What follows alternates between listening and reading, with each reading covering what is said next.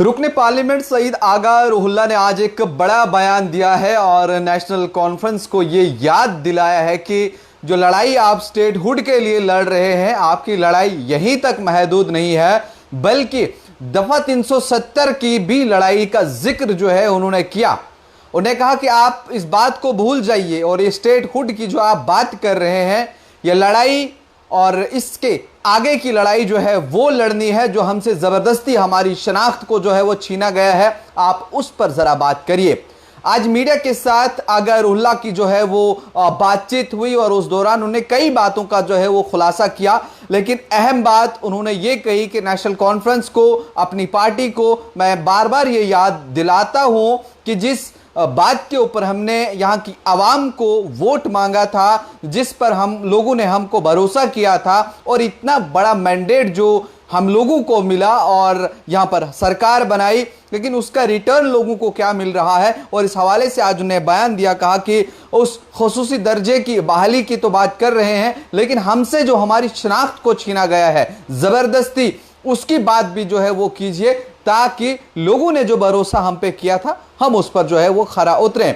और उसके बाद लगातार अब ये खबरें आ रही हैं और सईद आगा रुहुल्ला आप जानते हैं कि जब उन्होंने सीएम उमर अब्दुल्ला की रेजिडेंस के बाहर प्रोटेस्ट दर्ज किया था रिजर्वेशन मामले को लेकर के, उन्होंने कहा था कि मैंने वादा किया है,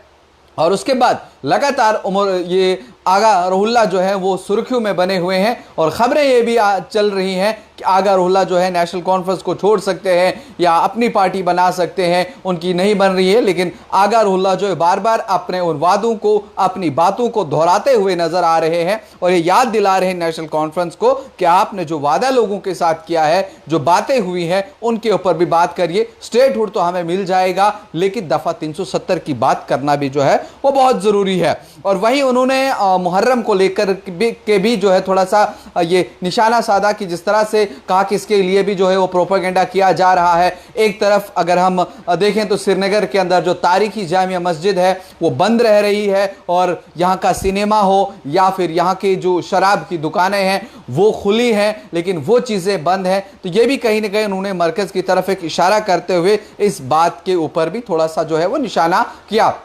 लेकिन साथ ही उन्होंने बोला कि फारूक अब्दुल्ला जिस तरह काम कर रहे हैं, उमर अब्दुल्ला जिस तरह से काम कर रहे हैं, लोगों को लग रहा है, लेकिन हकीकी मायनों में क्या चीज़ें जो है वो हो रही हैं, लोग उससे जो है वो बड़ा इस समय जो रिएक्शन आ रहा है वो नाराज़गी वाला नज़र आ रहा है। और इसके साथ ही उन्होंने ये भी कहा कि हाल ही में फारूक अब्दुल्ला की जानिब से जो नेशनल कॉन्फ्रेंस के सदर है उनकी जानिब से भी एक बयान सामने आया। तो उन्होंने कहा था कि अगर स्टेटहुड की बहाली में ताख़ीर होती है, इसमें देर लगती है, जल्द जो है वो रियासत का दर्जा बहाल नहीं किया जाता है, तो ऐसे में भी जो है वो हम सुप्रीम कोर्ट का जो है वो रुख करेंगे। ये फारूक अब्दुल्ला ने कहा था। लेकिन उमर अब्दुल्ला की जानिब से भी एक बयान सामने आया था, उन्होंने भी कहा था कि अगर यहाँ पर इलेक्शंस का वो चाहते हैं कि इलेक्शन करके दोबारा वो चीज़ें कर रहे हैं, यहाँ स्टेटहुड बहाल हो फिर दोबारा इलेक्शन हो, तो मैं उस चीज़ के लिए भी कुर्सी छोड़ने के लिए तैयार जो है वो बैठा हूँ। इन तमाम चीज़ों का जिक्र करते हुए आगा रुहुल्ला ने आज एक बार फिर से ये याद दहानी कराई है कि आप इन चीज़ों के ऊपर, इन बातों के ऊपर, इन वादों के ऊपर लोगों से जो है वो ज़रूर बात करिए।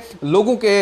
मसले मसाइल जो है उनको हल करने की जो है वो कोशिश कीजिए, ताकि जिस उम्मीद से लोगों ने हमको जिताया था, जिस उम्मीद पे लोगों ने हमको जो है वो बात की थी, और ताकि हम भी उस पर खरा उतरें और लोगों के इस मैंडेट का जो है वो मजाक ना बने। अब आगे क्या कुछ होगा उस पर भी हमारी नज़र रहेगी। फिलहाल आज मुहर्रम को लेकर के और इस लड़ाई को लेकर के, स्टेटहुड की, दफ़ा 370 की, इन पूरी चीज़ों के ऊपर जो है आगा रुहुल्ला ने मीडिया के साथ बात की। आगे क्या कुछ और स्टेटमेंट्स आएंगे वो भी हम आप तक पहुंचाएंगे। आप देखते रहिए न्यूज़ इनसाइडर 24/7।